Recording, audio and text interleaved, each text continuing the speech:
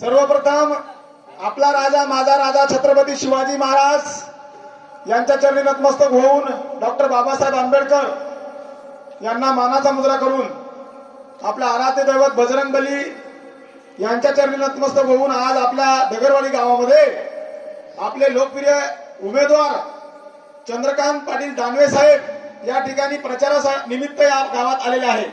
त्यांच्यासोबत आलेले त्रिमगाप्पा पावळे काँग्रेसचे तालुका अध्यक्ष असतील, रोडेमामा पंचायत समितीचे माजी मेंबर असतील, वडसेचे सरपंच असतील, आपले राजेंद्रजी दसपुते असतील, रामेश्वर दंदाळ असेल, या ठिकाणी मंचावर बसलेले अंगद भैया असतील, गोरे साहेब असतील, त्याचबरोबर आपले पांडे बाबा असतील, सगळी मंडळी, सगळ्यांचं नावं या ठिकाणी घेणं मला शक्य, पण वेळेअभावी आमची 2 गावाला जायचंय आणि रात्र पुन्हा साहेबाचा दौरा आहे दुसरीकडे।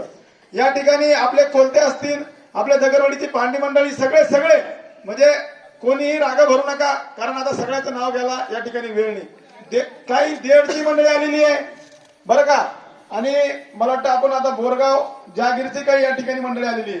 परंतु उद्या जर असं म्हटलं कोणी की दगरवाडीच्या सभेमध्ये फक्त आणि फक्त बाहेरची मंडळी आली होती तर मग काय करायचं? त्याच्यासाठी मी अण्णाच्या वतीने विनंती करतो, जरा दगरवाडीची मंडळीवर हात करा बरं। हा आहे अण्णा, दगरवाडीची मंडळी आहे, ओके थँक्यू। असं नको व्हायला की सगळे बाहेरून मंडळी आली आणि दगरवाडीत ते माणसंच नव्हते माझे भाषण ऐकायला। माईक जरा वर लांब लावले ना, मला लय दिवस झाले दगरवाडीला बोलायला। दगरवाडीने आमच्या घरावर लय दगड आणले पण मला बोलायचा चान्सच भेटला नाही, पण आता मी भेटला तर वेळ कमी आहे। या ठिकाणी दगरवाडी विषयी बोलत असताना मी सुरुवातीला बोलेल, अतिशय भव्य दिव्य छत्रपतीचा पुतळा पाहिल्यानंतर या ठिकाणी माणसाला अगदी आनंद होतो, मन भरून जातं। आणि या ठिकाणचे जे कार्यकर्ते असतील, गावकरी असतील, 18 पगड जातीला घेऊन चालणारे सगळे माणसं, सगळ्यांचा आदर करावा, सगळ्यांचा हेवा वाटावा, सगळ्यांना जीव लावावा, सगळ्यांना प्रेम करावा असं एक गाव आहे। पण या गावाला एक अपशकुन झालेला आहे, या गावात एक अपशकुन झालेला आहे, या गावात एक चुकीची घटना घडलेली आहे। ती म्हणजे या गावाला जे सुनबाई मिळालेले आहे त्या ताईचं नाव काय आहे? जोरान सांगा ना मग। हा, मी एकट्याने बोलत मग मला सोबती लागेल, सांगा बरं काय ते ताईचं नाव?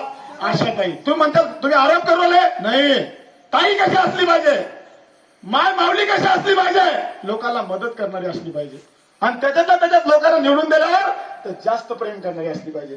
पण आपल्या ताईनं सगळ्यात पहिलं काम काय केलं तर कोणत्याही गावात जाईन तर भांडण लावून दिले। पुराव्यानं बोलतो, खोटं बोलत असेल त्याचे बाप बारा, छत्रपती समोर बोलतो, पुराव्यानं बोलतो। कोणा गावात जाईन तर ताईनं भांडण लावून द्यायला, माझं बोलणं रेकॉर्ड करा, ताईला दाखवा। प्रत्येक ग्रामपंचायतीमध्ये भांडण लावले, माझ्या गावात तर 2 वेळेस लावले, एकदा नाही लावले 2दा लावले, माझ्या घरावर हमले करायला लावले। बऱ्याच वेळेस माझ्या आराम होते की नवनाथ दोडची अवकात नाही आणि रावसाहेब दानवे साहेबाला बोलतो। अरे मी रावसाहेब दानवे साहेबाला बोलतच नाही, त्याचं माझं काय बांधायला आहे, त्याचं माझं काय देणं घेणं आहे? मला कुठे खासदार होणे, मला कुठे आमदार होणे, मी गरीब कुटुंबातला माणूस आहे। मी जिल्हा परिषद सदस्य झालो, उपसभापती झालो, सरपंच झालो, एवढंच माझ्यासाठी लय झालं। पण या ताईनं आमच्या गावात एवढे भांडण लावून दिले तर ते कार्यकर्ते, भाजपचे कार्यकर्ते माझ्या घरी, माझ्या आई वडिलाला मी नसताना मारायला आले, माझ्या भावाला मारलं, माझ्या आईला शिवाय दिल्या, माझ्या बापाला मारलं। मला सांगा, तुमच्यावर असा अन्याय झाला, तुम्ही शिवानी देणार का? पूजा करायला सांगा त्याची, तुम्ही कातेरी जाणार, तुम्ही बोलणार नाही का? असं आणि हे सगळं अत्राप काम, हा शब्द माझा ध्यानात, अत्राप काम कोणा केलं तर आपल्या लाडक्या ताईनं केलं। मग राग नाही येणार माणसाला, राग येणार नाही का बाबा माणसाला? तुम्ही चांगले काम करा ना, माय माऊली तुम्ही चांगलं काम करा, मदत करा, जीव लावा, सगळ्यांचा आशीर्वाद घ्या, लोक तुम्हाला चांगलं म्हणतील। पण तुम्ही जिथं गेला तिथं आग लावायचं काम केलं, मग माणसाचा जीव तळमळतो, जीव तळमळल्यावर माणूस रागात बोलतो, आणि बोललं की म्हणजे मग याला असं बोलला, मग यानं तसं बोलला, मग यानं आमक्या केलं। आणि तुम्ही दुसऱ्याच्या घर जाळशाल तर थोडाफार शेक तुम्हाला लागेलच ना, लागेल का नाही बांधवांनो? आणि हीच परिस्थिती दगरवाडीचे या ठिकाणी जे कार्यकर्ते काम करतात, राष्ट्रवादी, शिवसेना, महाविकास आघाडीचे, यांना पण त्रास होतो, पण बिचारे सहन करतात। बोललं तर मग ताई रागवाल, मग ताई पुन्हा भाऊला सांगन, भाऊ पुन्हा दादाला सांगन, किती दिवस सहन करायचं? पण तुमची ताकद आहे ती, उशीर लागला आपल्याला समजायला, ती ताकद तुम्ही लोकसभेला दाखवली। 1,17,000 पाडून टाकला दादा, नाही तर ताई उठलं की सुटलं, कोणाला फोन लावला की दादाला सांगा, दादा आता कोणाला सांगा, आता कोणाला सांगा?